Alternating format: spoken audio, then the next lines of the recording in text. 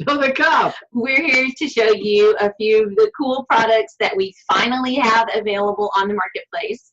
One is this 16-ounce Victorious Libertas coffee mug and the awesome polo shirts. Don't do that. So the shirts are actually logoed with embroidery. Logoed. And the ones that we have available are 50% cotton and 50% polyester. So these aren't the stick-on. They're not the stick-on. No, they're actually sewn on. Sewn on. Mugs are $15. We have the long sleeve V-neck lady shirts for $15. These are $20. And I have one jacket left that's a very nice athletic women's jacket that we're selling for $25. That's also monogrammed. This is getting too long. Visit the marketplace. Bye. Bye.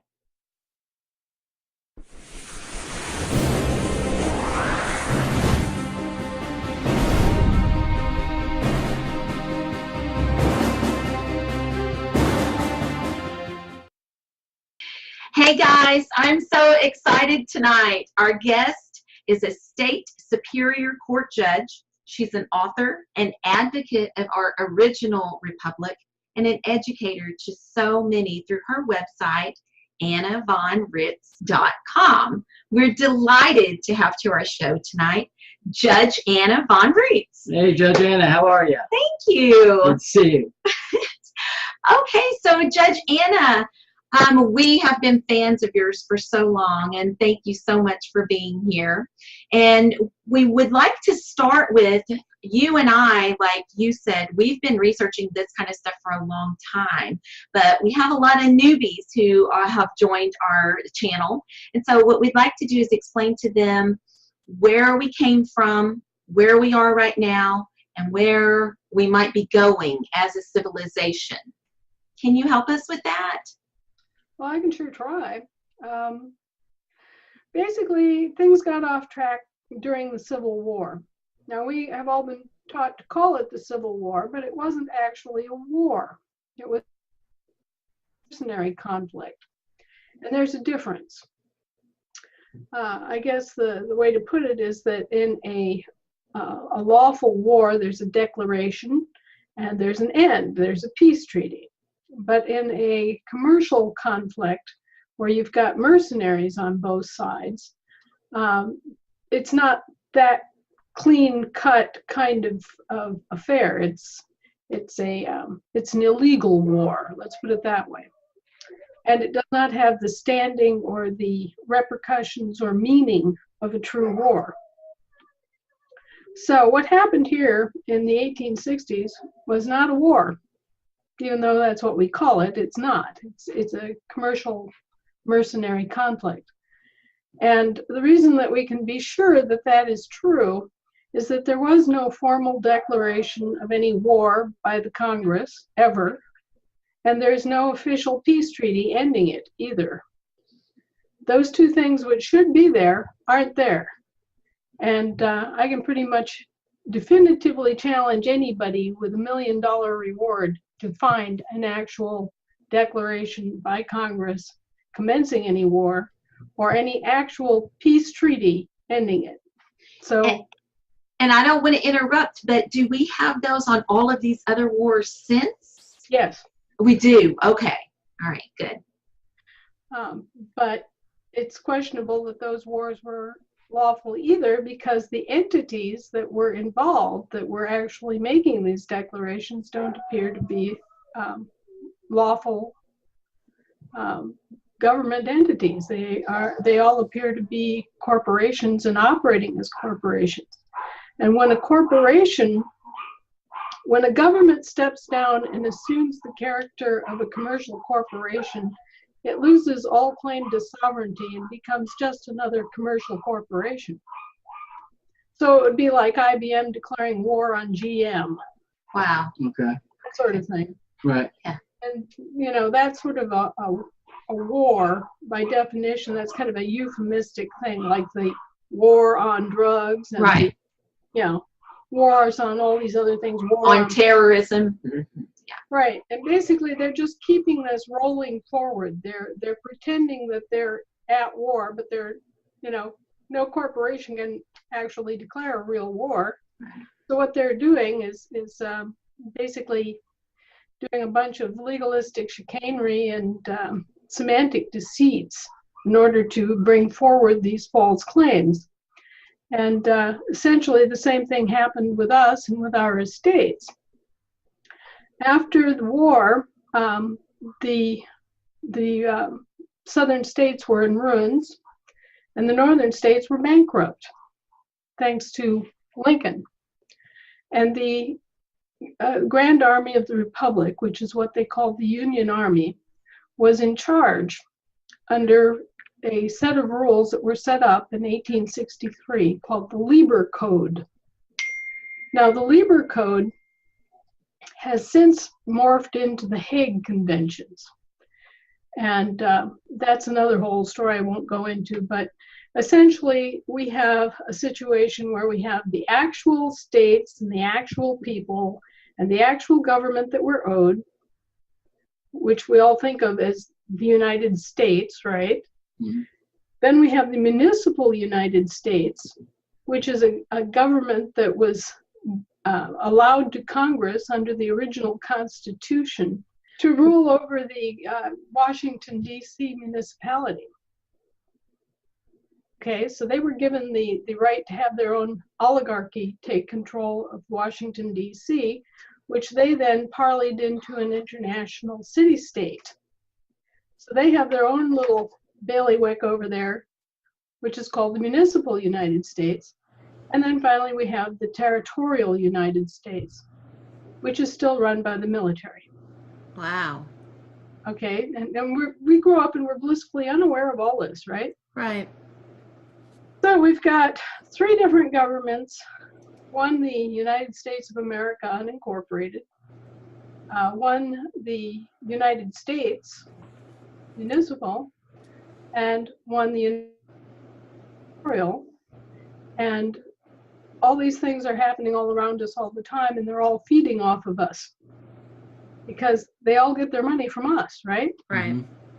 And so we've been carrying around all of these different levels of government, plus county governments, plus municipal governments formed as boroughs, counties, townships, you name it.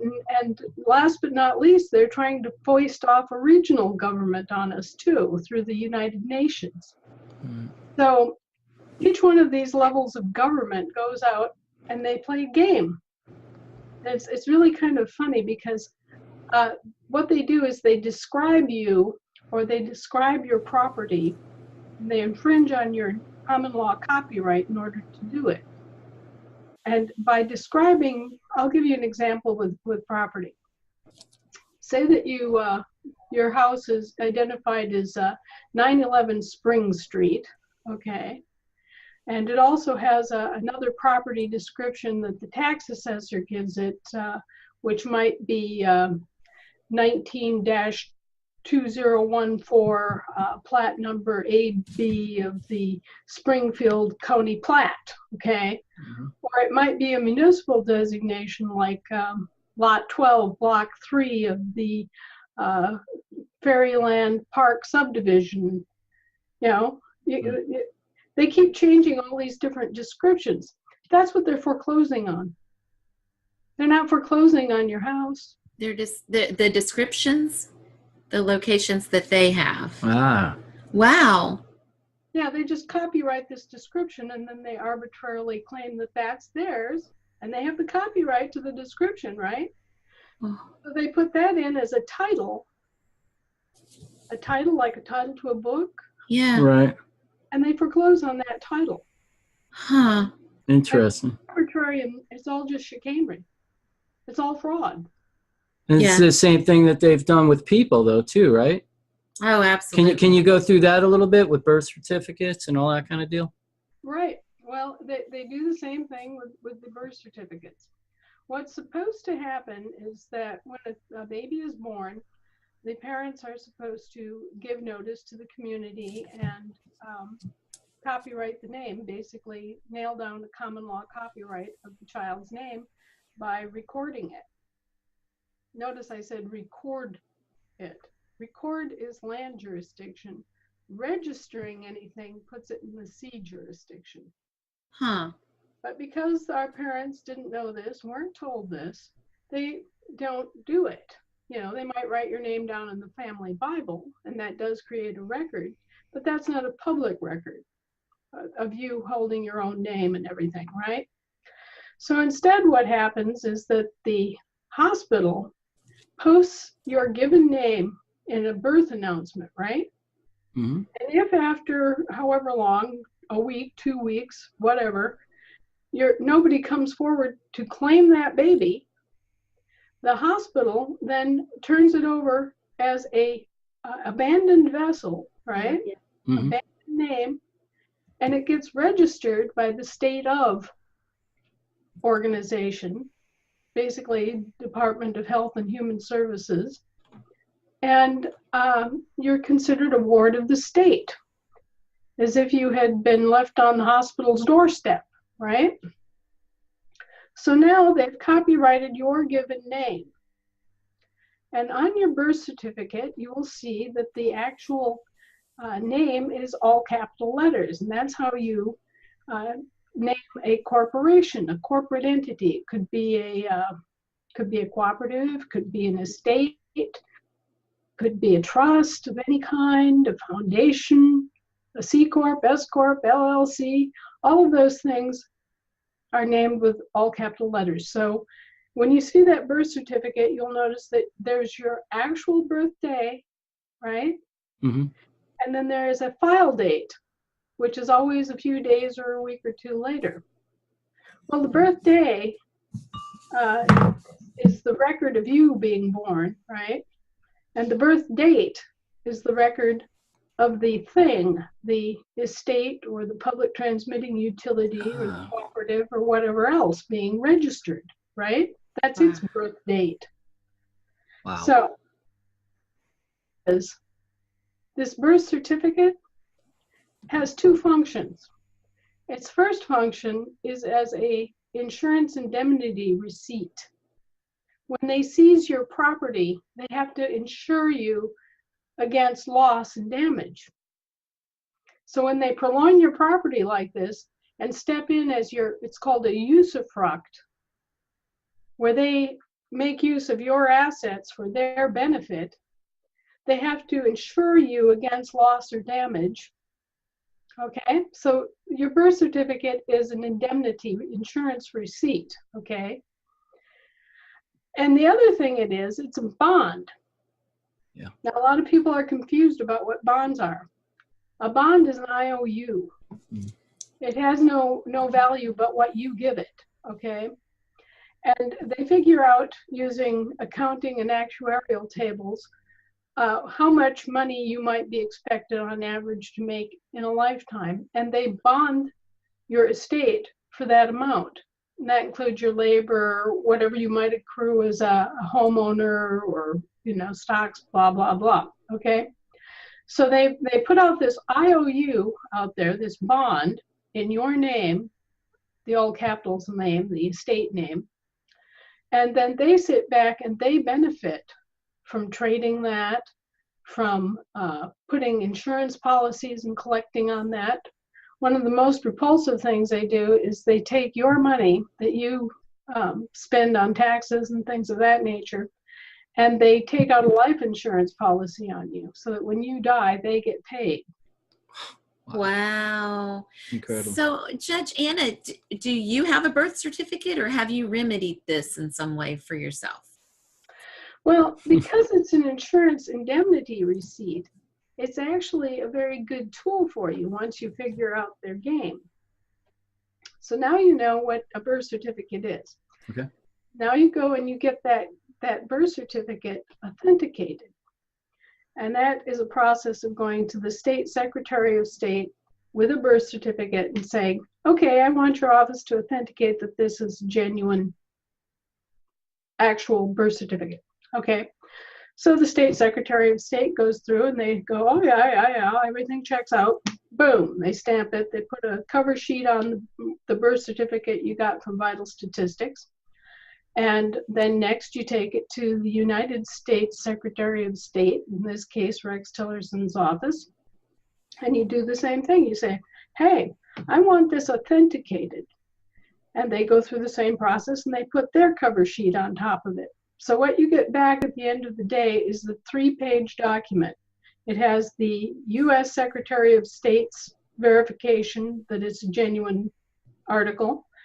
You have the State Secretary of State's verification that it's a genuine article. And you have the birth certificate that you got from the vital statistics people. And so you now have, I call it, you've built the lawnmower, okay? You now have the absolute proof that this is what was done, this is who did it to you, and this is who is liable for having done that to you, all right? That's step one. Okay. So you now have an authenticated birth certificate. And I want to just very briefly, a lot of people have questions. Well, why is it authenticated? Why isn't it certified? Why isn't it apostilled? Okay, well, the plain fact of the matter is that there are different conventions that different groups of countries have for guaranteeing the authenticity of documents that pass back and forth between them in international business. And so all of the Hague Convention countries that signed on to the Hague Conventions do between themselves for that purpose, for guaranteeing that records are correct. But all the countries that never signed on to the Hague Conventions, including the United States of America, use authentication. Okay. So that's why when you're acting as an American state national, you are acting under the auspices of the United States of America, not the United States. And that's why you have to authenticate your birth certificate for use in international trade instead of getting an apostille. And, people get very confused and sometimes they get run around because nowadays for a state secretary of state's office to have to do an authentication. Mm-hmm. Some of them balk at it and say, well, what's that? Mm-hmm. But that's just their ignorance coming out. Mm-hmm. And we have to keep on them and make sure that they continue to do their job. So anyway, that's why it's an authentication instead of an apostille. And when you want an authentication, you tell the State Secretary of State and the U.S. Secretary of State's office that you need it for doing business in Indonesia. Oh. Or one of the other countries that never signed on to the Hague Conventions. And that's really all it's necessary. Okay. So anyway, that's why you get it authenticated. And that's the overall purpose, is just to have a copy of the document that is guaranteed to be genuine. Okay. So that you can go into any court and they can't waffle or say, oh, well, this isn't quite official, and, give you all that other runaround. Okay. Okay, so now you have an authenticated birth certificate. What else do you need? Well, you need to go back and correct that whole business where your parents didn't claim you. Okay. You have to go back and claim your own name in the state. And at this point, they have seized upon your trade name and copyrighted that trade name. And by the way, it's the British Crown Corporation that holds the copyright to your trade name. But anyway, they only hold it in a secondary capacity. Because you were born before their franchise was born, you are the holder in due course. You have first dibs. In commerce, it's always first in line, first in time, has the claim. And so you are the true holder in due course of your Christian trade name, which is your first, middle, last, upper and lower case name that you were always taught to use in grade school, right? Mm-hmm. So you go back in and you claim back your own name. And you do this using a common law copyright, going back all the way to your birthday. Okay. And you reconvey your property to the land and soil of the state where you were born.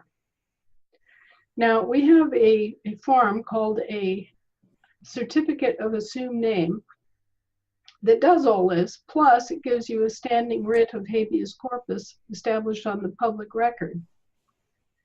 And once that's done and it's recorded, then you have control of not only your trade name, but all of the derivative names that were spun off of it. You now have control of the quote-unquote straw man name, the all capitals, first, middle, last. The public transmitting utility name, which is upper and lower case, or it can be all caps with just nothing but a middle initial. Okay? And there are all sorts of different variations, every kind of variation you can think. Last name first, first name last, upper, middle, lower case, all caps, with a middle initial, without a middle initial, with this punctuation, with that punctuation. It doesn't matter. These are all, they're all different derivatives is what they're called of your trade name. So you claim them all. You claim the whole thing. Okay. Everything, your trade name and every variation possible. Okay. And at the same time, you establish a writ of habeas corpus. And that allows you to go into their courts and take over administratively and basically tell them what to do. Instead of them administrating your estate and telling you and laying down the law and fining you and putting you in jail, you tell them what you're going to do. You walk in and you say, hey, I'm the subrogee of the defendant.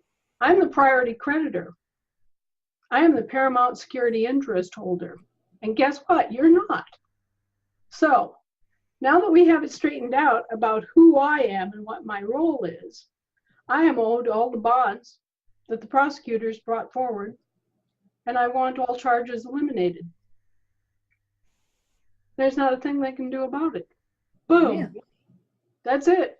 And That's this can be done even in the courts that we're brought into, not just common law courts. This can be done in every Anna, court. what happens if out of ignorance they don't care and they just throw you in jail anyway out of force?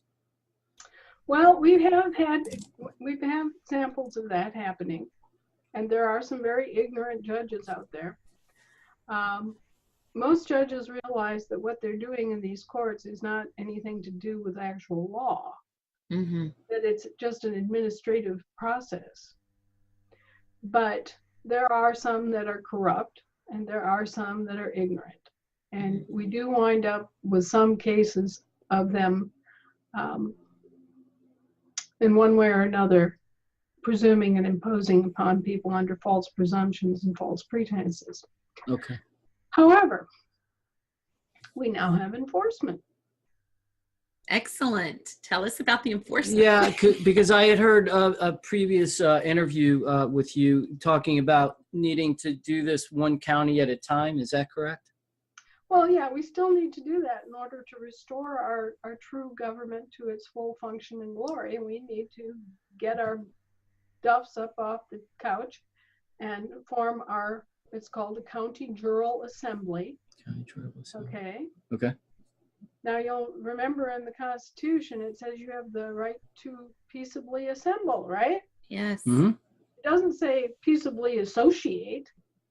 So you're talking about a jury assembly, not a jural society, okay? Because the assembly is what forms the court on the land jurisdiction. And we, the living people, are land jurisdiction beings, and we function and control the land jurisdiction of our country. Okay, why are we land assets and land beings? Well, number one, we're born on the land, but number two, from dust thou art dust, and to dust thou returnest. Okay, so we come from the land and we go back to the land, and as a result, we are land beings and land assets, and guess what? We are owed the law of the land.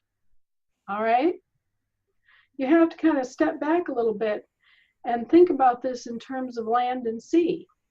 Land is the national jurisdiction. okay? And what are our nations in this country? Our states are our nations. Every state is a nation, Mm, Interesting. okay? yeah. So you are born as a Minnesotan or a Wisconsinite or an Illinoisan or a you know, Texan. Texan. Californian or whatever. That's your nation. That's your nationality. And more generally, of course, we call ourselves Americans. Hmm. But American is kind of a melding pot term that could apply to anybody on either continent of North or South America, right? It could be somebody in,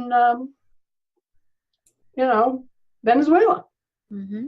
So American isn't terribly useful because of that.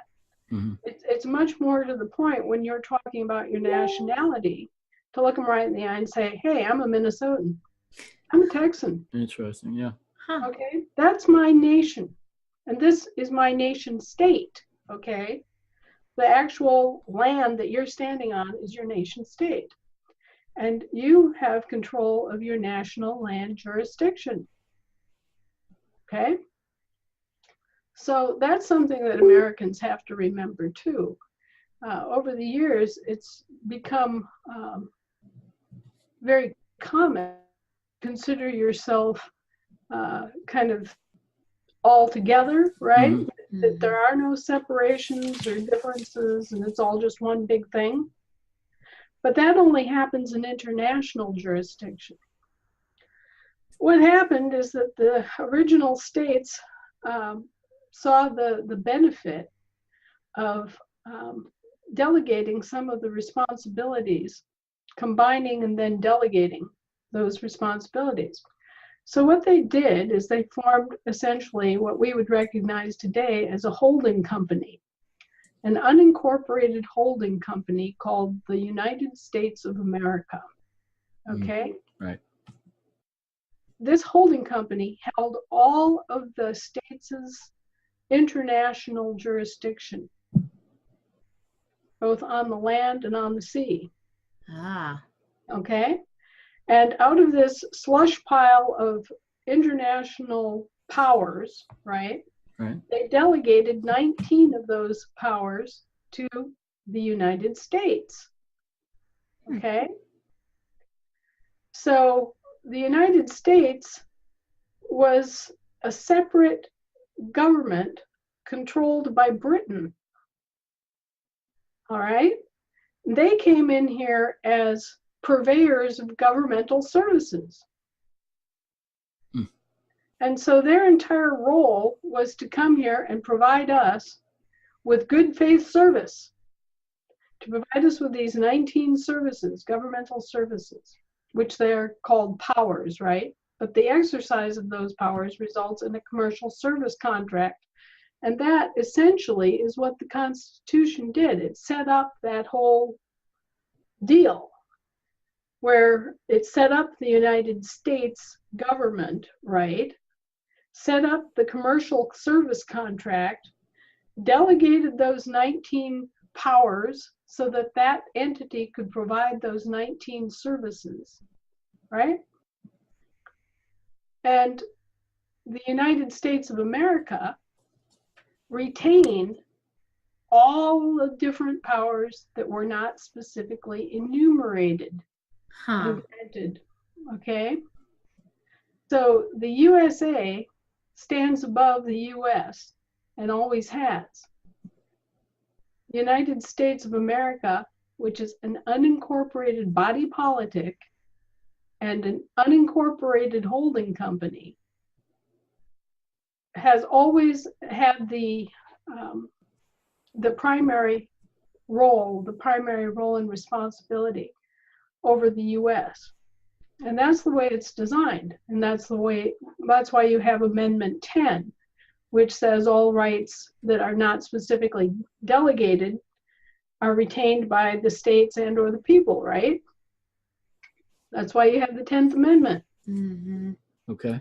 And also the United States of America, having delegated those powers, is in a position to take those powers back if the U.S. fails to live up to its contract, if it welches, if it breaches, if it fails to perform.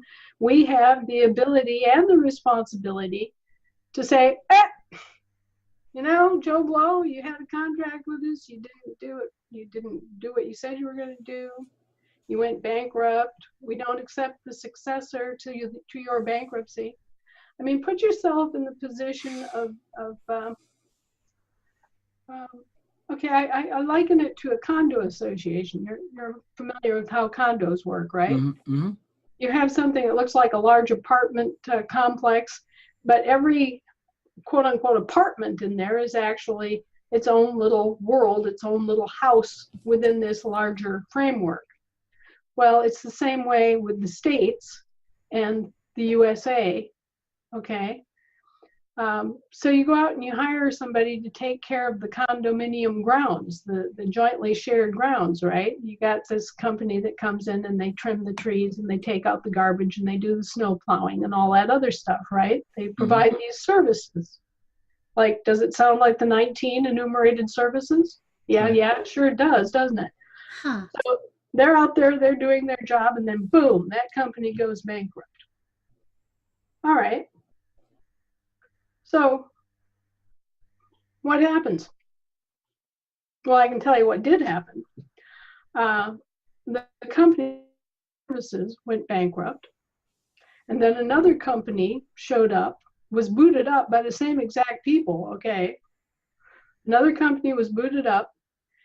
They changed the name slightly. They changed the color of the truck, you know, and they come right back in there and they continue doing all of these jobs, right?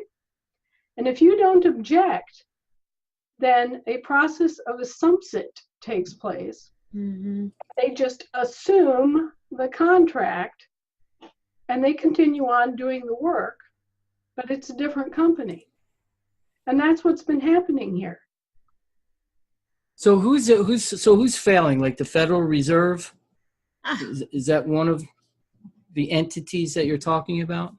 Sure, absolutely. And who is in charge of the United States of America that can say, hey, we're firing you. We want to go back to our sovereign ways? Well, essentially, that's what's already happened. Oh, yay. Back in like 2008, well, actually, let me take it back further. Okay, first we have a company called the United States, Inc., right? Mm-hmm. It goes bankrupt in 1863. Okay. They reorganize and they spawn another company called the United States of America, Inc. But that's not the United States of America, Right. which is an unincorporated body politic. It's a corporation named after us, infringing on our copyright and seeking to deceive people into thinking it's us. Okay? Right. So that would be all capital letters then as well, right? It should have been, but it wasn't. It was upper and lowercase, and it was just identified as an Inc., as an incorporation. Okay. Then that went bankrupt in 1907, and guess what? They flipped right around and they introduced the United States of America, Inc., with a small T on the.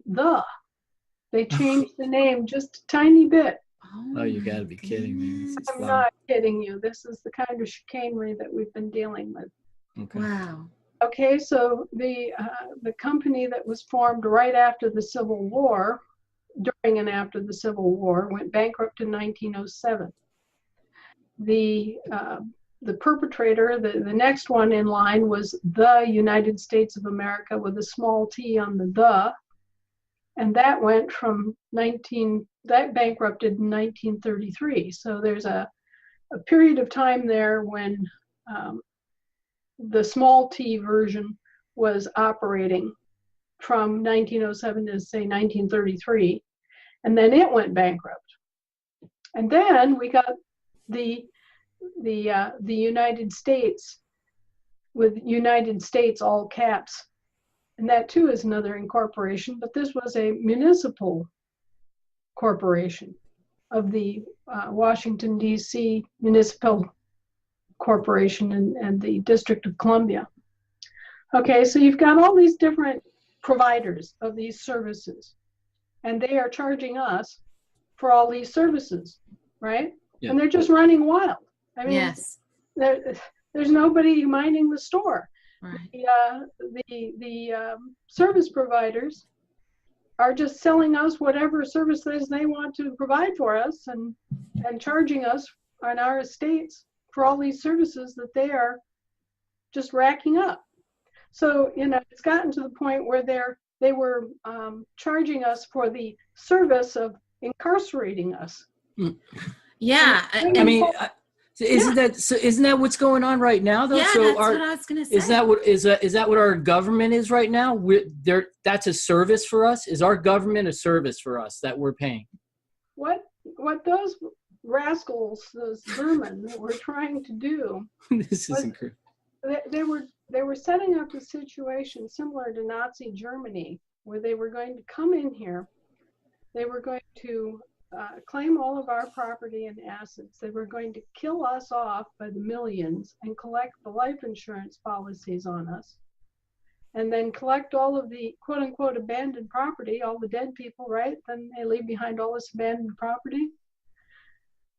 Yeah, they were going to set up a concentration camp system and just run us right through it. And then they were going to charge the survivors for all this service they did to accomplish this end.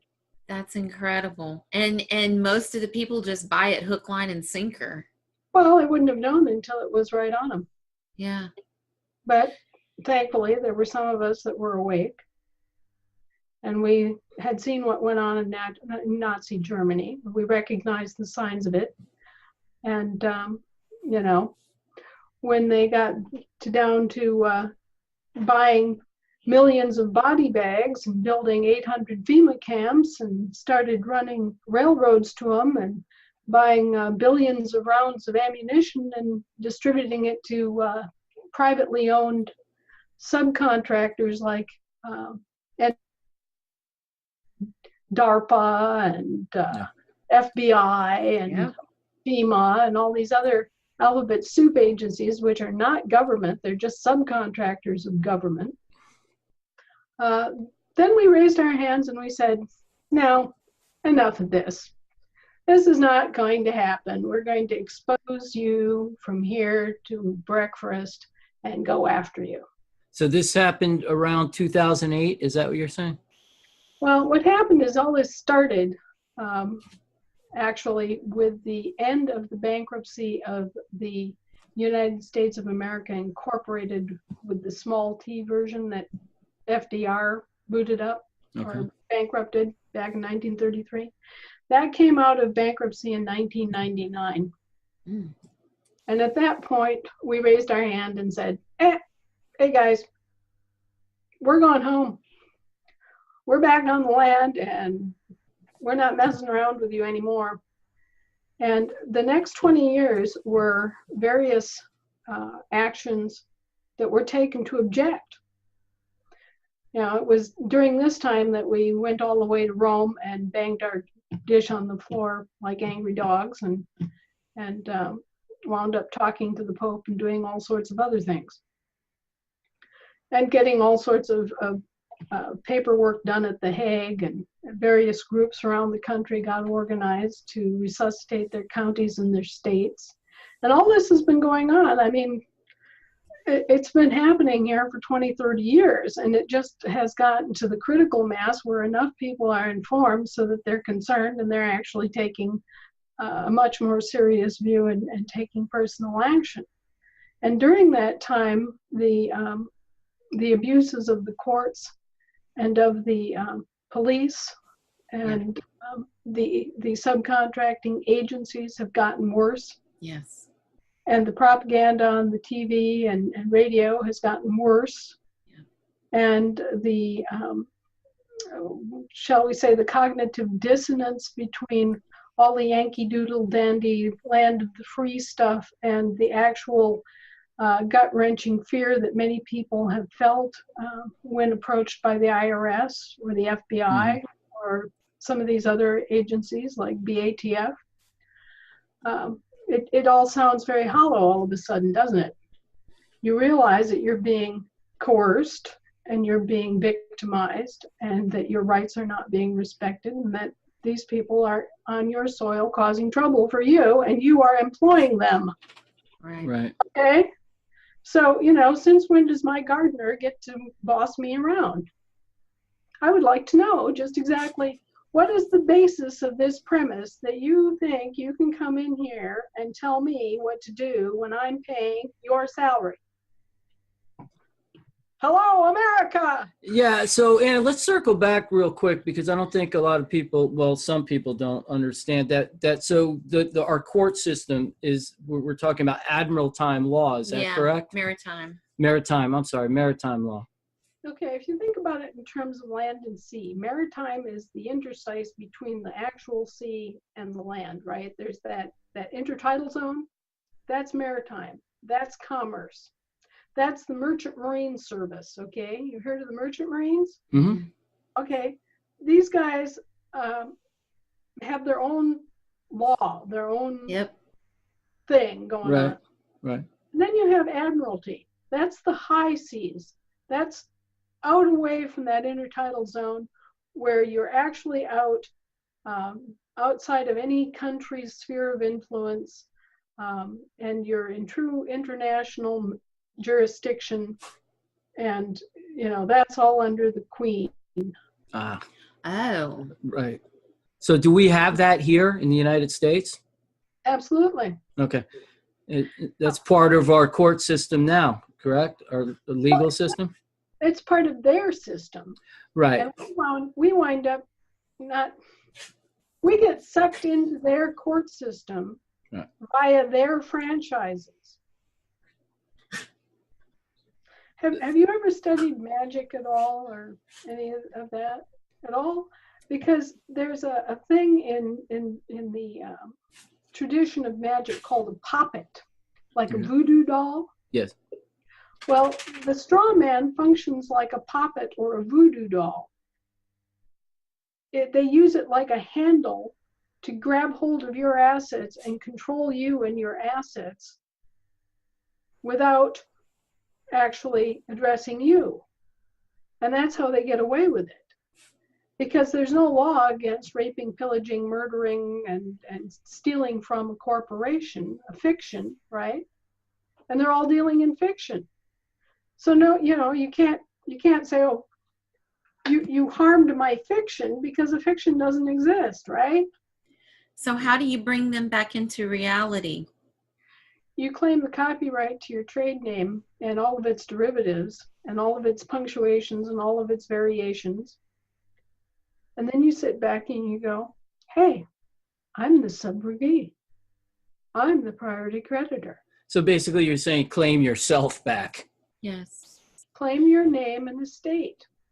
Your estate is attached to your name. So let me get this right. So right now, according to the government, we're just corporations. We're individual corporations. You died a long time ago. Corpse, right. All that's left of you is your estate. You haven't been heard from since you left that hospital. Is that how they get away with extorting federal income tax from us as well? Because we're a corporation instead of an individual? Because 100%. The income tax applies only to corporations. In fact, the word income is specifically and only applicable to corporations. So if there's an income tax, it's against a corporation by definition. It cannot be a tax against a living being. Yeah, and I believe in the 77,000 pages of the IRS code, not one time do they define what income is, because they can't. Well, it has been defined by the Supreme Court as what was it? Capital Profits gain. separated from capital. Okay? Yes. But, the real shtick here is that income applies to corporate accruals. Accruals. By definition, it applies only to corporate accruals. So once somebody claims back their name, the IRS won't even mess with them, or they may possibly try to intimidate them. What is your take on it? Well, they'll try anything. Yeah. But these are just private bill collectors. They have no Right. government authority. Right. They're field private bill collectors. Let me give you a little rundown on the history of the income tax. It began in the 1100s in France and England, and it was called Peter's pence. It was an income tax that was created by the Roman Catholic Church to pay for the Crusades. And it was collected by their specific bill collectors, who were black-robed men who wore white wigs. They were called Galli, and they were priests of the pagan goddess Sybil. They came to Rome in the 2nd century BC, and they've been bill collectors for the popes and the Roman pontiffs ever since. Huh. Okay, so on the 15th of every April, they would come around and they would collect an income tax called Peter's pence. And they're still doing the same thing now.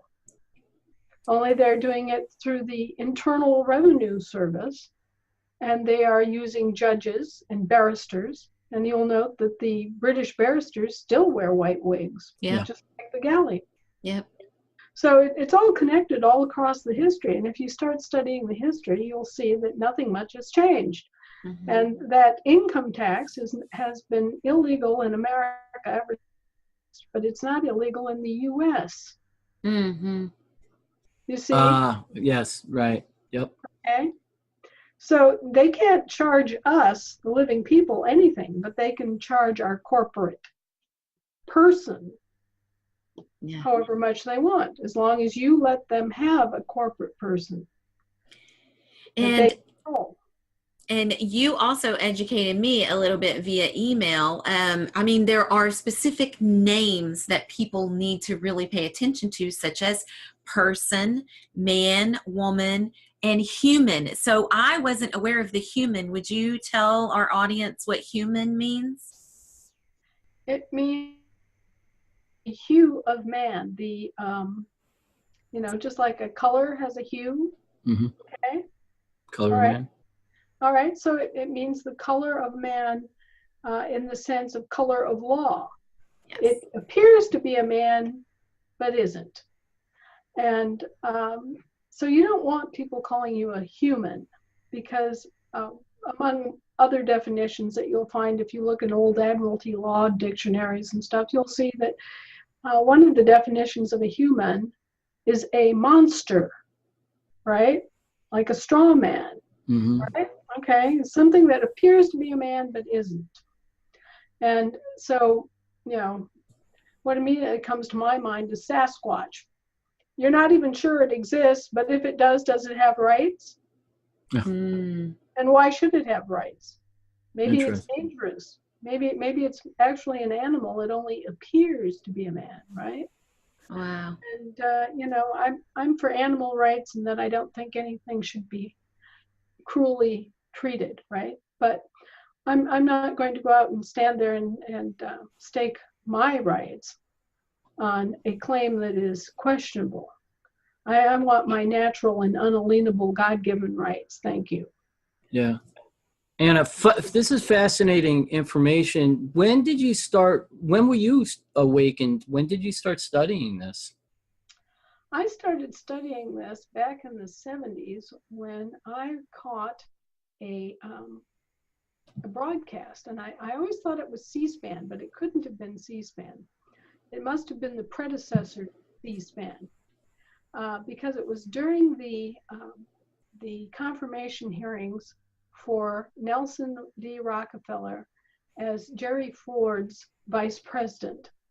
And I was home one day watching TV, and I just happened to turn on the TV, and there the committee was all seated in the rotunda, and they were talking to Nelson D. Rockefeller, asking him questions. And the question came up, Mr. Rockefeller, how much money did you make last year in personal income? And he said something like, 480 million. It was, I don't recall exactly, but it was a lot. back then. I mean, it was Sure. a pretty dropping amount of money. And then the next question was, and how much federal income tax did you pay? And he stood there just as stony-faced as you please, and he said, none. Yeah. Wow. Okay, and so you could kind of sense and hear the breath going out of the room, right? Yeah. And then the chairman of the committee who was doing the questioning kind of fussed around in a chair a little bit and leaned over and he said, I read understand that you made $480 million in blah, blah, blah income and you didn't pay any taxes, any federal income taxes at all. And Nelson just kind of sat back in his chair and said, none. Wow. So they have known about this game for a long time. So a light bulb went up at that point, right? Yeah. Yeah. Yeah, this little girl in Wisconsin was sitting there going, let's see, I just paid a third of my little waitress's paycheck to the federal government for all these different federal taxes. And he made that kind of money and he paid zero, none. I want to know what he knows. Mm-hmm. Okay. Right. Okay. And so then this takes wading through the federal code. And it is literally code. Yep. Okay. So this federalese language is probably the very worst gobbledygook on the planet that you're ever going to read, the IRS code. Yes.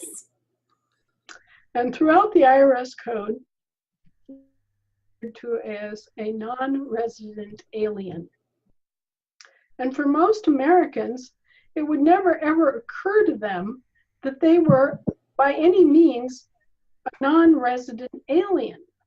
I mean, that's like you're talking about someone who comes over from Mexico and does a day trip and goes back home, right? That's a non-resident alien, huh? Yeah. All right, but that's what the federal code uses to refer to us. Right. And you have to flip it around on its head and look at it from their perspective as a foreign government. Yes. Okay, they're a foreign government, and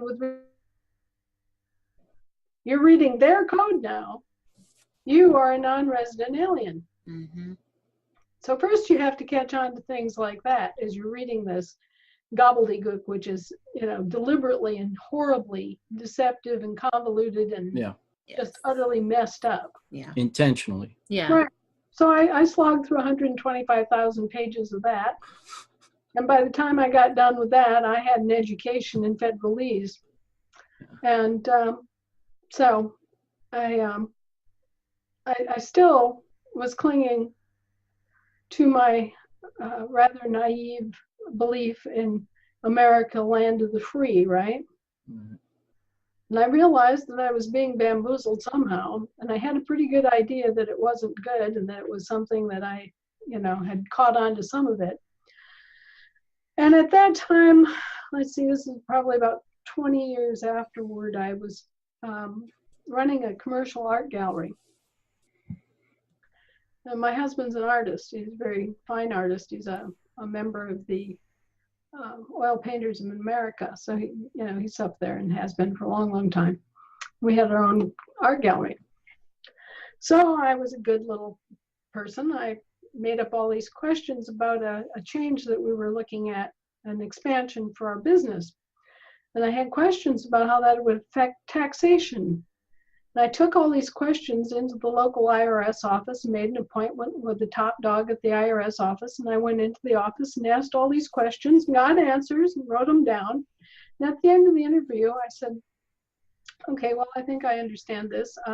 Would you go back over and just quickly read the question and the answer you gave me and initial it? Did I have it right? Oh, no, I couldn't do that. Yeah, no. Oh, no, there can't be any accountability. No, they didn't want that. That would be like going to, say, Department of Natural Resources and walking into their office and saying, when is moose season this year? Right. And they say, well, it's, September 30th to October 10th. Right. and you ask them to write that out and confirm that or give you something to prove that, Yeah. and they won't. Right. And I knew right there and then, any doubt, any lingering suspicion that I could be wrong and that maybe this was actually something legitimate, this income tax stuff, I knew. Wow. I flat out knew that it was a scam. Yeah. And that was the most horrifying, scary moment that you can think of. It was like being at the top of a really tall roller coaster and having the bottom go out. So this is a scam in the tax system, and then you started learning more then, right? At that point? So much more, right? And it didn't get better, did it? No, it just got worse and worse and worse. And the path led up and down and all around and into different areas. I found out that as a result of the 1907 bankruptcy, all of our land had been held as surety for that bankruptcy.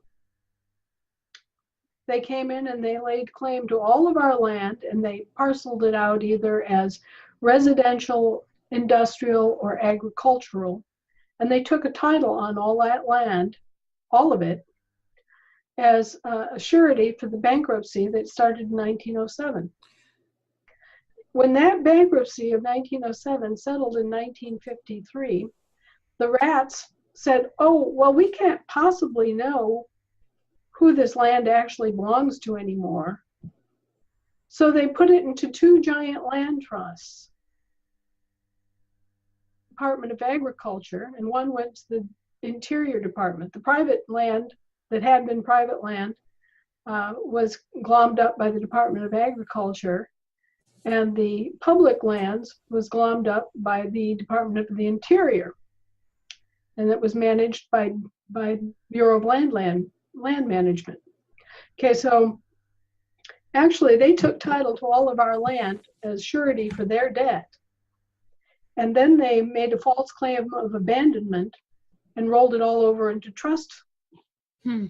Okay, and they continued to hold the title. Okay. Yeah. So they stole by this chicanery, which is nothing but open fraud. Okay. Right. And then they pulled the same thing with our labor assets, and our private personal property. With the 1933 bankruptcy, that's when they stole our actual silver dollars, our labor, the value of our labor, our names, all of it. They used all that as surety for their debts too, and they've just been nothing but a bunch of rotten, criminal, no good. Who is it? Is it the Crown? Is it the Rockefellers? Is it the Rothschilds? Who actually started all of these scams? Well, there are actually two colluding gangs, I'll call them, involved. Yeah. There's a Dutch gang and there's an English gang, and that started all this. And then over time, the Dutch gang included some French elements. So we've got Western European country corporate governments in here fooling around with us and trying to seize upon our assets via this legal chicanery. All right, so these bankruptcies that you're talking about, are these from mismanagement or are these planned bankruptcies? These are planned bankruptcies. They happen in a cyclic fashion about every 70 to 80 years. And they're set up so that they can discharge their debts against us, leave us holding the bag for their debts. And so we become indebted for their debts, and they continue to hold us as wards of their state or their next generation service provider. Is it a possibility that this might happen again? And it seems like now, what are we, $20 trillion in debt? And is this money being offshored? Yeah, I know, more than $20 trillion. Okay, what they're talking about there with that $20 trillion thing is their debt. Mm-hmm. Right, It's not our debt, it's their debt. Right. right. And so now the next question is, okay, they're $20 trillion in debt, so who's holding the credit? Right. Right. Because in a debt credit system, every time that you pay a debt with a debt, what happens? You create a credit, right? You never actually get paid in this system until you foist off those debt notes on someone else. Okay, so a credit is created for one party and a debt is created for the receiving party. It's backwards of anything that you normally think of, all right? Because you're trading a debt. It's like a negative number. I'm holding a -7, and I give you that -7 as a payment. So now you've got -30, right? You got -$30 in your pocket. And yet we're spending this as if this were real and as if this made any sense, right? Mm-hmm. Well, it doesn't. It's just a bookkeeping fiasco is all. But you know that if there's a $20 trillion debt, somebody's holding the other side of that as a $20 trillion credit. But you never hear about the national credit, do you? Right. Well, the answer is that you're holding the $20 trillion credit, and they're just not doing their bookkeeping and bringing the two sides of it together to zero it out. It's bookkeeping fraud, essentially. The issue here is that they're saying that they're not saying it's their $20 trillion in debt. We're saying, hey, we're a team here, and you owe $20 trillion as well, and they extort money from us in taxes to try to pay off this debt. But they've already received that. There is no debt. Think of it. What happens? Is it possible to have a transaction that doesn't zero out absent a contract stipulating otherwise? I mean, I go to the store, I buy $10 worth of gas, right? Right. I give them the $10, they give me the gas, right? Mm-hmm. It zeroes out. Right. On one side and $10 on the other, and there you go. Right? So this idea that there can be a $20 trillion national debt without there being a $20 trillion national credit is bogus. It always has been. And yet they pump this up no end, trying to make an excuse for why the American people should, pay it again or accept higher taxes or whatever else. And it's just nothing but BS. Mm-hmm. And so it's bookkeeping. It's dishonest bookkeeping. And it began as a result of Fast Eddie O'Hara. Fast Eddie O'Hara was Al Capone's bookkeeper. And he set up a new bookkeeping system, which is known as cooking the books, or keeping two sets of books, double accrual bookkeeping instead of carriage bookkeeping. And guess who adopted Fast Eddie O'Hara's bookkeeping system in 1946?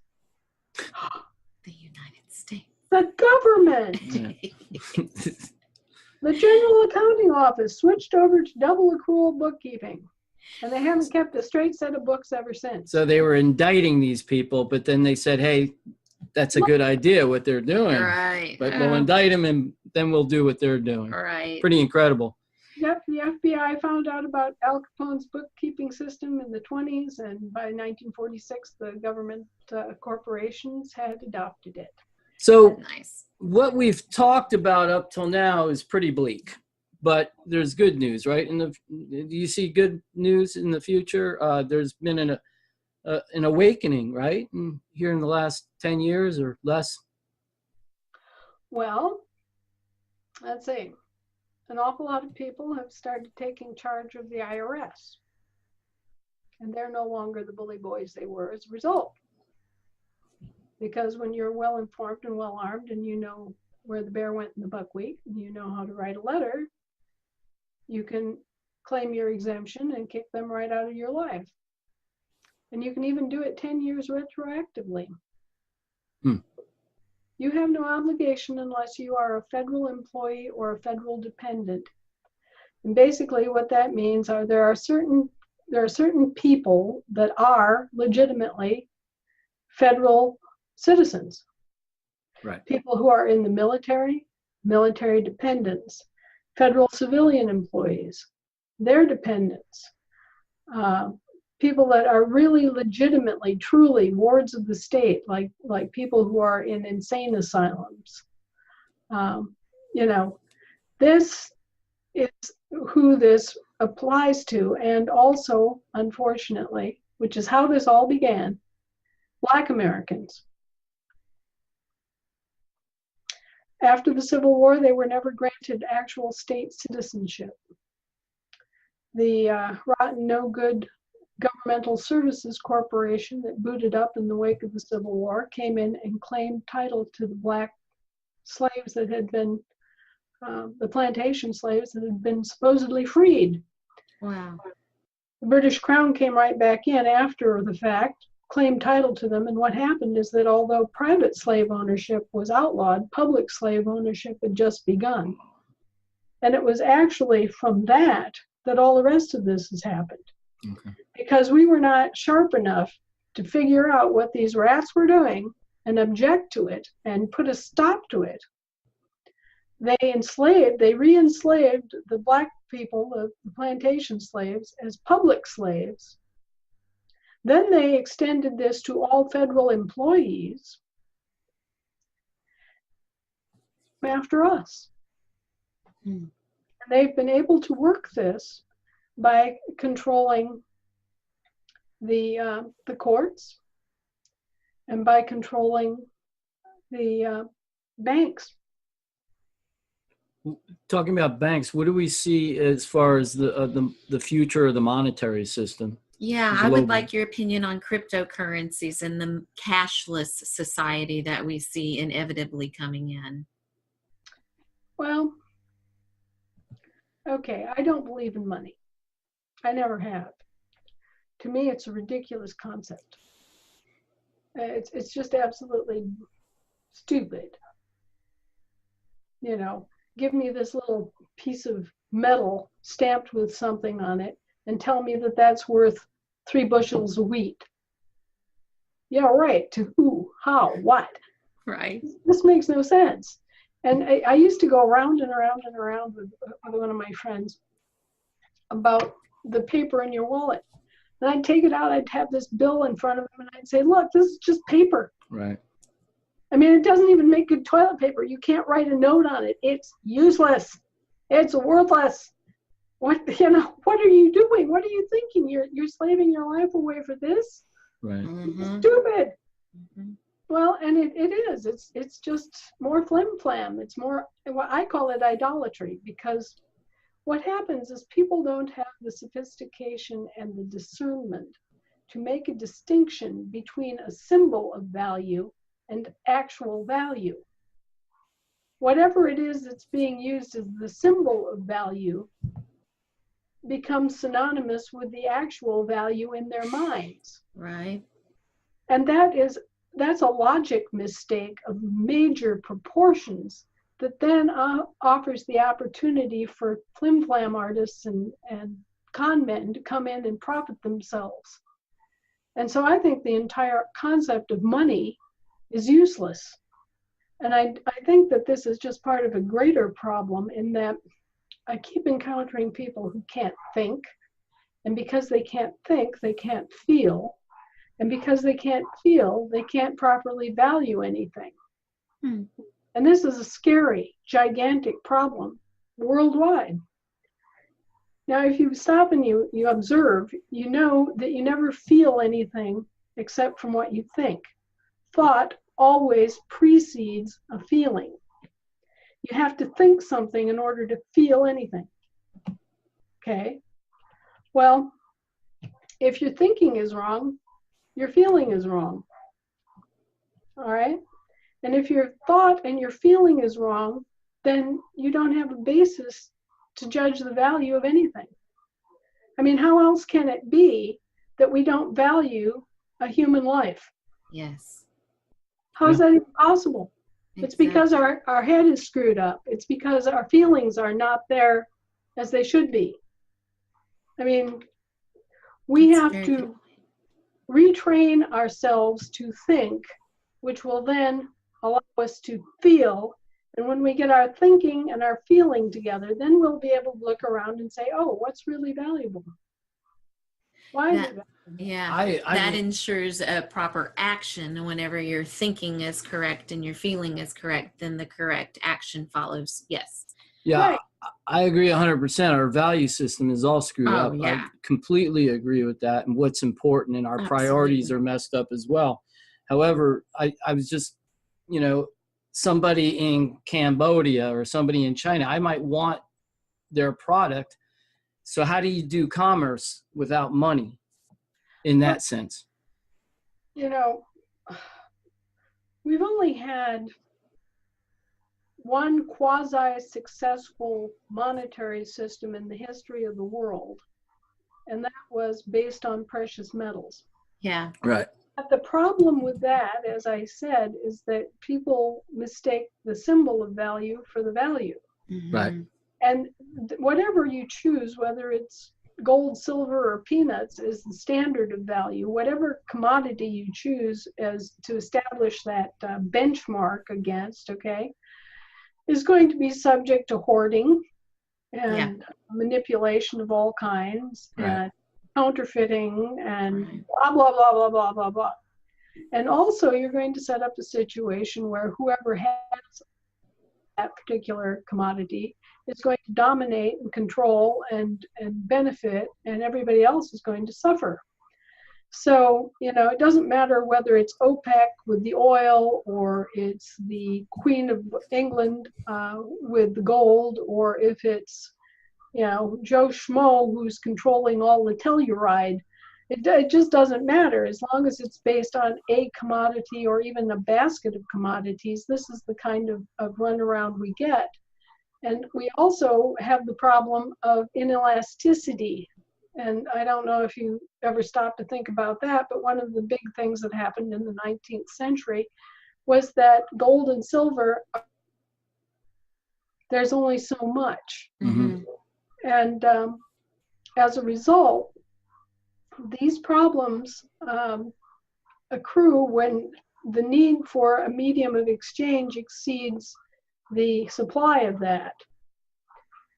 And so coming out of the 19th century, the big drive toward the fiat currency is that fiat currency is elastic. You can print more of it to meet the demands of the marketplace. Exactly. So you can have more of these little symbols running around serving the needs of all the people, right? Right. Okay, so I think all of this is crazy. To me, it's like we might as well go out at midnight and go out to the tool shed and open up the door and bow down to the hoe. No, I mean, I agree that we need to simplify things. So, as a matter of fact, Angie and I have some property up north a little bit with a cabin and some acreage, a few acres, not too much. But I'll tell you what, it's a very simple life, and it's recharging, and it's what we love to do. Yeah. I've said for years that the majority of the people on this earth bow down to a green god that is the dollar bill. And I'm like, their whole life revolves around it, and they worship that. And I'm like, what is going on? It's idolatry. Yeah. It literally is. And that's what Great Abomination is about. It all started in the ancient kingdom of Sumer, where the Queen Semiramis started doing this. The Sumerians had a lot of grain, and in order to trade, they would have to take baskets of grain from one part of wherever to another. And they were constantly moving all this grain around, right? So she noticed that a basket of grain was trading for the same as a little gold coin in the marketplace. So she had these little gold coins made and stamped them with a basket of wheat, right? And so this came to symbolize a basket of wheat in trade. Huh. A guarantee that there was a basket of wheat in the Sumerian treasury to back up this little gold coin, right? Right.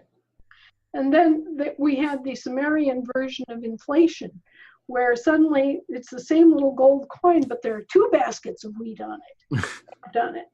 And then finally there's 3 little baskets of wheat stamped on the same size coin. And finally the entire coin is covered with itty bitty tiny baskets of wheat, Right. This is what all this is about. It's idolatry. It's symbolism that for whatever reason, most humans are not able to grasp the symbolism. They don't get it. And so that opens up the possibility of a bunch of shysters getting in there and con men who disconnect the medium of exchange from the actual fact of what is supposedly being exchanged. Then you get crazy. I'm sorry. I didn't mean to interrupt. No, well, I'm just saying the only way that you can have a possibly honest system is to include the value of all commodities and all labor and all natural resources, roll it up in one big wad, and let your currency worldwide symbolize that, because otherwise what happens is the same thing that you get with the commodity markets. If you're a producer of a commodity, then you have an unfair advantage in the commodity markets.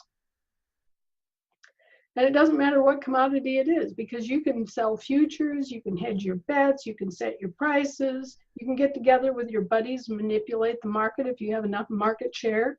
Yeah. I mean, there are all sorts of things you can do with commodities if you're a producer, but if you're not a producer, you're just a goat. And so we have a situation where we have some countries that have a lot of labor, but don't have a lot of natural resources, right?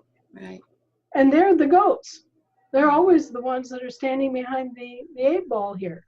Yeah. And in order to have a world that's really thriving and healthy and everybody has what they need and you don't have poverty, starvation, and disease and all the miseries that we currently have, is if everybody can bring something to the marketplace and be a producer. Mm-hmm. So, if we would set up a system where all of these elements that we trade were included and were part of the quote unquote basket of commodities, including labor, then we could have an honest currency. But until we do that, we're going to have a situation where it's all this chiseling and manipulation and hoarding and, insanity that has gone on for thousands of years. It's 8,000 years since Semiramis stamped her little basket of wheat on a gold coin. Wow. And we still haven't figured out a better way. And it just strikes me as ridiculous that with as much brain power and as much technology and everything else that we have now, that we haven't been able to figure our way out from the tool shed and stop worshiping the tool and start worshiping stop worshiping the creation, start worshiping the creator. Amen. I keep on saying, as long as man is governing man, we're never going to have a perfect system. And that's just the way it is, because inherently people are greedy and they're selfish. The need and greed system is what we've got now. Yeah. And what we need is a system that is fair and transparent and honest, and which allows people to trade Honestly. whatever it is that we trade. Yeah. And everybody has something of value that they should be able to trade. Everybody does. I mean, you can find something within yourself, but it challenges people to find out what is, what they have that they can bring to the table. My belief is everybody has something that they can bring. Yeah, well, this is a world of abundance, and there is no way that one person should ever go to sleep hungry or without a bed or without shelter. Never. It should not happen. It's actually a blasphemy, because we were given this wonderful world, this incredible amount of abundance. And if anybody's starving or going without, it's because of us. It's because we're messed up. It's because we're not doing our job. We're not sharing. We're not figuring things out. Because it was not any lack in our environment. No. Yeah. I agree. So what is your advice to people? I know, first of all, I would say the birth certificate, claim your name back. And after that, what are the next steps that you would suggest people take? Claim your land back too. I was talking earlier about how they just come by and they arbitrarily assign a name and a number or whatever, a description to your land. Now, I found out about this in a really strange way. You know, God has prepared me all along the way. He keeps putting these things in my face. I was out in my front yard one summer day, and this little white car pulled up in the ditch in front of my house, and this young lady got out of the car, and she had her clipboard. And so I wandered over there, and I said, "Hi, what are you up to?" She says, "Oh, I'm out assigning street numbers." Okay. Who knew, you know? Right, that's her job. Wow. Right. So, you know, and I talked to her a little bit, and she explains that she's been hired to go out and assign street numbers to all these parcels. And she's just arbitrarily going along, well, I think I'll call that one 2366 South Park Road, and this one over here I'll call 2390 South Park Road. Yeah. Well, does it really matter? I mean, no, it doesn't matter. It could be 400, you know, Birchwood Park if you want. You know, she's just arbitrarily out there assigning a name to the street and a number to the house parcel, right? This really gets my wheels running because I'm thinking, let's see, this isn't the way my land was described on my deed or my, you know. Yeah. And then I get to digging into it more and I find out, well, let's see, there's a plat description. There's a lot and block description. Yeah. There's a street number description, you know, and I'm paying for all of this. I'm paying at some level something for all of it. Mm-hmm. So this is just another scam. This is calling it a birthday cake, an anniversary cake, and a Merry Christmas cake, okay? Yeah. And you're getting to pay for all these different cakes, right? Yeah. So that all of these different entities can feed off of you. Now, the fact of the matter is that when they took title to our land, they took our land out into international jurisdiction. And in order to get our land back, to actually own our land, we have to get our own political status straightened out and identify ourselves as, you know, actual American state nationals, because U.S. citizens can't own land in the States. Wow. Okay, so first and foremost, you have to get your own estate and your own name back. Right. And then you can go in and you can get your land back. You can reclaim your land. And the way you do that is by doing a meets and bounds survey, a physical survey. You actually attach the description to the physical boundary stones or boundary markers of your land, just like they did back in the day, right? Yeah. And so you do the meets and bounds and you correct the deed. You do a deed correction, you give the meets and bounds description, which is a physical land description, and you rename it, and you copyright the name. So, for example, I paid off anything I owed on my piece of land. Okay. And I did a deed correction. I just did it by the meets and bounds description, you know, using boundary markers. In my case, colored boundary markers. Yeah. Mm-hmm. And then I just arbitrarily renamed it 4711 Birchwood Road and did my little C with a circle around it, my copyright mark, and recorded that. Huh. And that was that. You know, I gave a copy to the tax assessor's office. I went over to the tax assessor's office. I gave them a copy of my corrected deed. I had them date stamp in a copy for me so that I could prove I had actually registered it with them in terms of telling them what I'd done, right? Yeah. And then I recorded that And where did you record that? with the land recording office. And so does that mean that you no longer have property taxes? I no longer have property taxes, but I hadn't had property taxes for a number of years prior to that. But for a totally different means and methodology and rationale. Now, most of us get a property tax bill every year, and we assume that this is for services rendered, right? Right.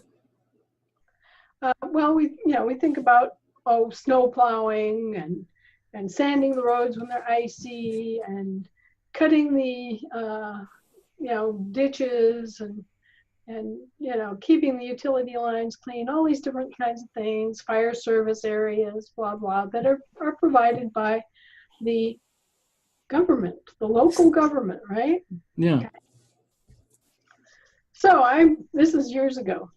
Before I did the meets and bounds, before I corrected the description, before I bearded the tax assessors in their dens, and before I straightened out my own name and reclaimed my own estate, I went to the property tax unit at the local government and I said, okay, well, you're providing me with all these services, but I don't have a contract with you.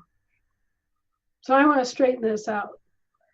I want to know exactly what I'm paying for. And, I want to look around if I'm getting rooked. Yeah. Sure. So give me a list. That's give me the services you're providing and how much it's costing me. And I'll contract with you for those services I want. And we'll just do this as a business deal. Yeah. I like it. They couldn't do it. Let me guess. They didn't reply.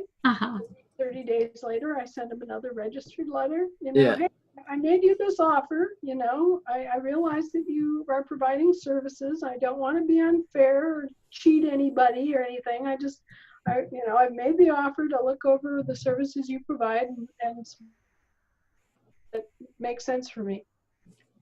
Nothing. Zero. No. You could hear pins drop. Nothing at all. No reply. 30 days after that, I write them back and say, okay, well, I made this offer and I haven't heard from you, so I have to assume that you're not interested in contracting to provide services to me. And any services that I receive, I will accept free gratis. And they never contacted you again? Well, that's awesome. We're going to do that. We certainly are. This is all fascinating stuff. Sorry we're keeping you so long. I just, I knew I was going to be asking a lot of questions, and we're getting a lot of information. I do have a couple other questions. The right to travel and tolls. What can we do about that? Yes. I mean, it doesn't seem like tolls should be legal.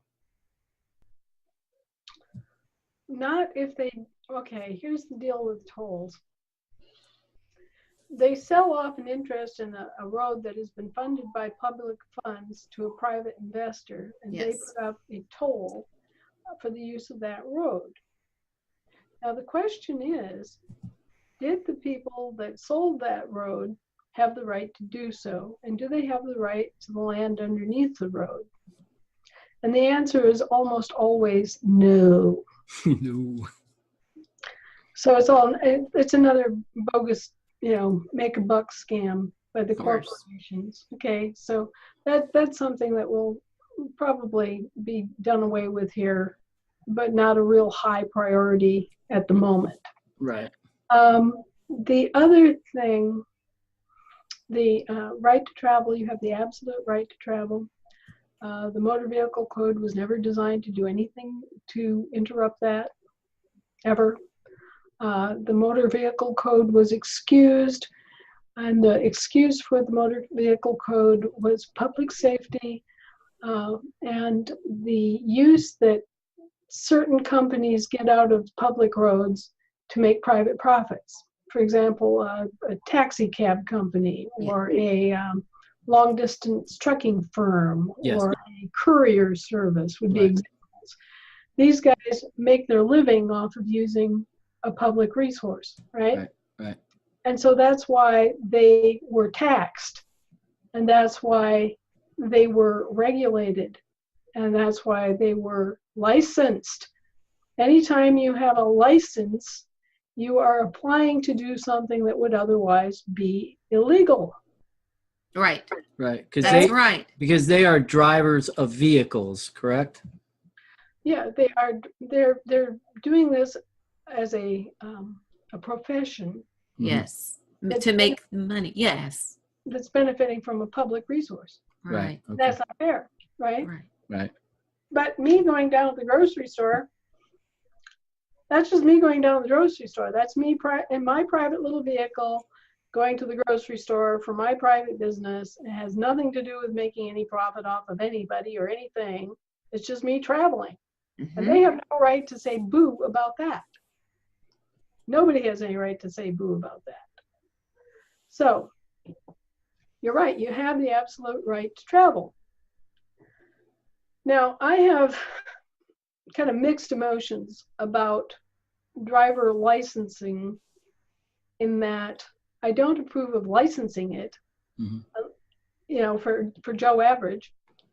But on the other hand, I do want to see some degree of responsibility that people should know the rules of the road. They shouldn't be just willy-nilly out there, ignorantly stumbling around without any training. Sure. So I think that if you're going to use public roads, you should have some training and some capability at a level. You should be able to pass a driving test, okay? Yeah. But after that, I don't think that you should be licensed. I think you should have an ID, and that should be it.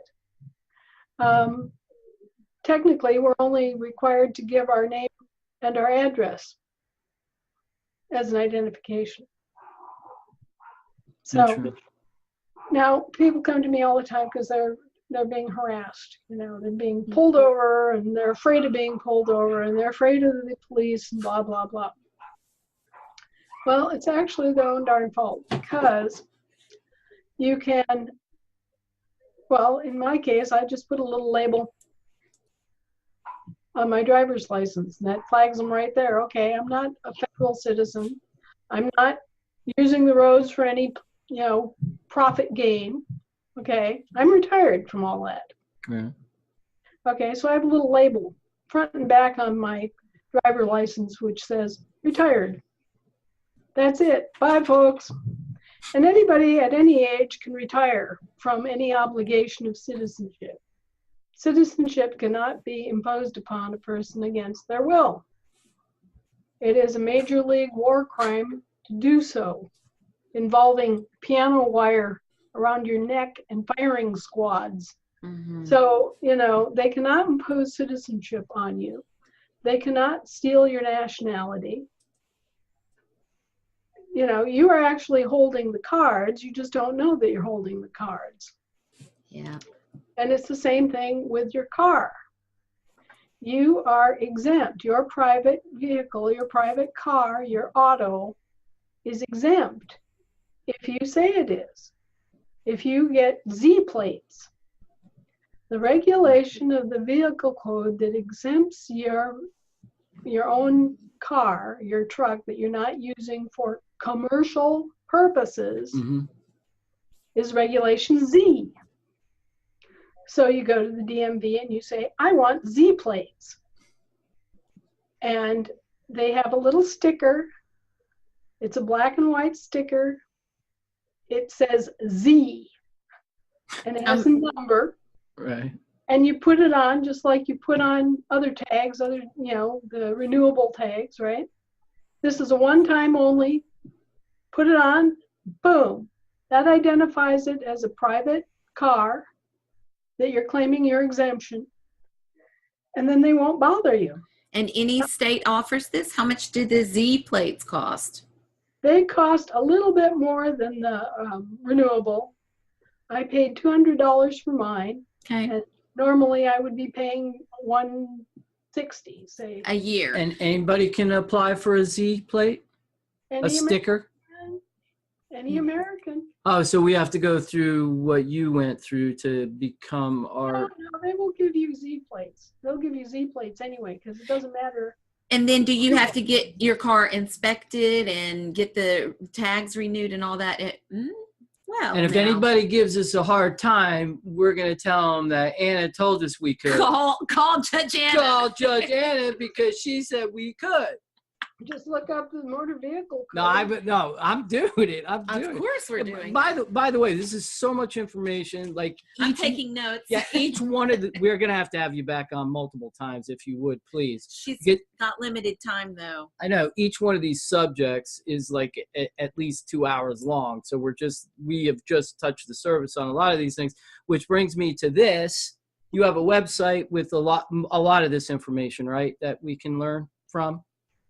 I am constantly adding to my website, and as more and more information comes to light, we keep adding and amending, and it's this kind of boiling pot of new insights, new information that comes up. Right now, I'm doing something that people have been after me to do for a long time, and that is I'm doing a step-by-step for them, going over some of the things that we went over this afternoon. A detailed explanation what the birth certificate is and how it functions and how to deal with that. Then I'll be posting the most updated certificate of assumed name.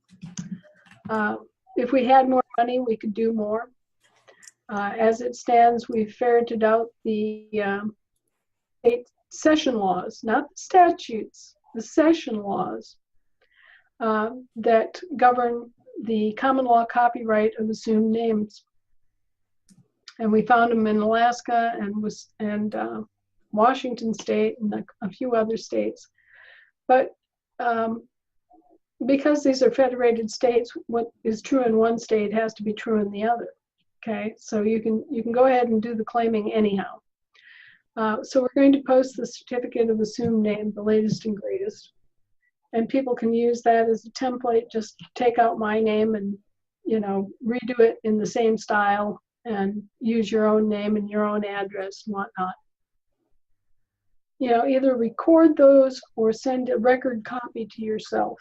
There are two ways of recording land jurisdiction documents. One is to record via the land recording office, okay? And the other is the post office. Now you may have noticed that land is international and soil is national. And what you wind up with is red ink instead of blue ink. Yeah. You ever notice that a postal stamp, a cancellation stamp, is always red? Oh. That's a land jurisdiction. Hmm. The stamps that you see coming in off of the courts, those are always blue. C jurisdiction. Okay? So anyway, when you get your certificate of assumed name done, you can take it to the local land recording office. Some of them object and won't record it unless it has the section law from that specific state. And you can either pay a paralegal to go dig up that session law guaranteeing your copyright rights for assumed names, or you can send yourself a record copy. I prefer to get it straight, look up the law and cite it and get it recorded in the public land recording office, which is what I did. But you can also send yourself a record copy. And this applies to anything that you want to get a record of. You send yourself a registered letter. And when it comes back, you just put it in the file along with your file copy of whatever's in that letter. And if any question comes up, you certify a copy of the file copy you have. This is a true, complete, correct copy of the document, blah, blah. Signed and date by Anna Maria Reisinger, dated. Yeah. And then you walk in and you have this little envelope and you wave it at the judge. And here I have a record copy, an unsealed record copy. You have absolute proof that you sent this, and you have the registration number from the registered mailing, which is the record number, and you have the red stamp. Mm-hmm. So when it comes to any kind of altercation with the courts, that's as good as having it recorded at the land jurisdiction office. So if you can't get it recorded by the land recording office, because they're being butt heads, basically, you can always do a registered mailing to yourself. Beautiful. There is a way. Oh, yes. Wow.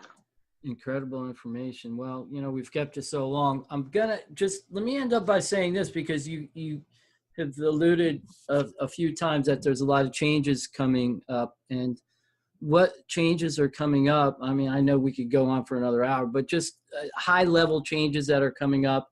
Who are initiating the changes? How definite are these changes? And is there anything we can do to help? Oh, yeah. Well, the biggest change is that my husband kicked them in the pants and let them know that the supposed presumed interregnum of our government has ended and never really was. See, they've just been saying and telling the rest of the world that our government is an interregnum. It's taking a break. It's on pause for 150 years. So, as it turns out, his ancestors are the ones that donated, I won't say donated, who they took under the fledgling republic, and they basically acted as heads of state, and all of the Great Seal and all of that is under their coat of arms, under their kingship. Mm-hmm. And so he just had enough of it and sent out a notice that the interregnum is ended, if it ever existed, and issued a proclamation to go with it that detailed a lot of this. And so that's a big change. That's a huge change. That's noticing the world that, hey, the United States kicking, the body politic is still here, and no, we haven't abandoned our land or our property or anything else. And all of you grubby bankers and all you charlatan lawyers can just get back into your little box and stay there, because we're not putting up with it anymore. So the notice has been put out there. Has there been recognition? Of course. So that's a big change. Another big change. We have explicitly stated our currency is the American silver dollar, otherwise known as the United States silver dollar. Hello. I mean, that should not be big news, but it is. Because, for a long time, everybody was assuming it was the Federal Reserve note. We located the record where the U.S. Navy municipal corporation infringed on our copyright and created a corporation called the United States of America in all caps. Mm-hmm. And if you notice, that is what they have on their Federal Reserve notes. Right. And that is their excuse for trying to charge us for all of their debts. So we seized upon that trademark. And we put it in trust, and we liened it. Nice. That's a big change. So that was recorded, and that's all legal, and that's been put into place. Okay. Stamped, recorded, boom. And let's see.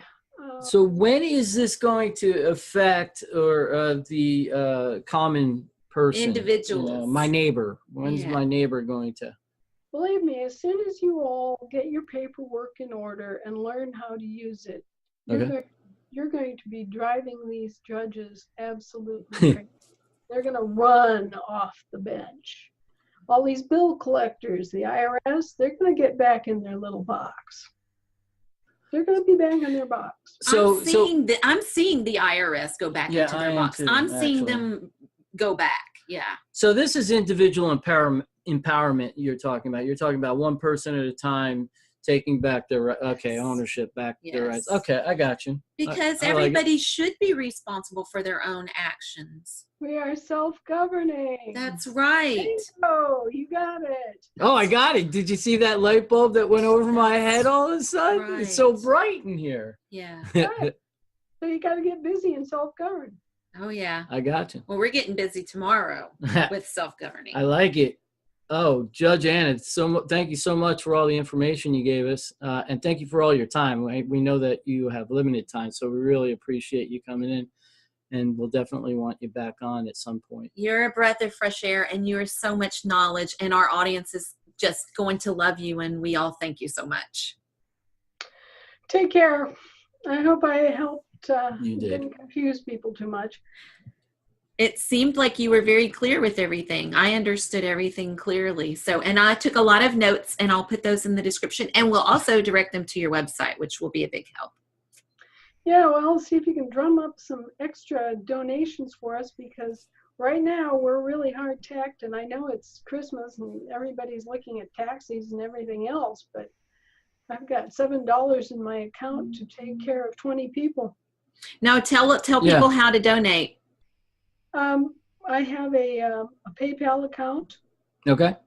at avannavon@gmail.com. That's AVANNAVON @gmail.com. Okay. And I have a mail address, a snail mail address, and checks should be made out to Anna Maria Reisinger, which is RIEZINGER, at care of Post Office Box 520994 in Big Lake, Alaska 99652. And I think it's important that people know that all of this has been done out of pocket by just average Americans like that. Yeah. And it's a huge expense over the years, not to mention all of the hours that have gone into this that have never been paid. Absolutely. And I've got a group, the Living Law Firm, they're people that have been or judges who have torn up their bar cards and said enough of this, and have taken up the fight. And it's also researchers, historical researchers who've been, financial auditors, CPAs, wonderful people that have come forward and helped unravel all this and make this possible. But they've all been unpaid. Is this part of the 20 people that you're talking about? Well, yeah, I've got 20 people who need help. I've got probably 150 that, are like me, and they're able to do it without taking out of the kitty. Okay. But, we've got some really bright young men who have families who, are donating massive amounts of time to this. Yeah. And we need their help, but we can't pay them a salary. Mm-hmm. So what we do is we try to pay bills that come up, you know. We just had, a dental emergency for one of the wives. We had a child that broke their arm and needed, money to get their arm set. And, things like this come up. So another guy's water heater blew up. I mean, it happens to everybody, right? Yeah. Like if you don't have a salaried job, if you're working to free America. Yeah. I get you. No. So this is what we do. We try to help them with things like light bills and if they need a little extra for their food budget and things like that. We don't give them we can't afford to hire them, right? But we use the donations for those kinds of expenses that we can help them with. Well, we have a great subscribership, so we'll do whatever we can to get the message out and to help you guys. Yes. And once again, I wanted to thank you for your time. I really appreciate it, and thank you for all the information. Yes. God bless you, and have a great holiday season.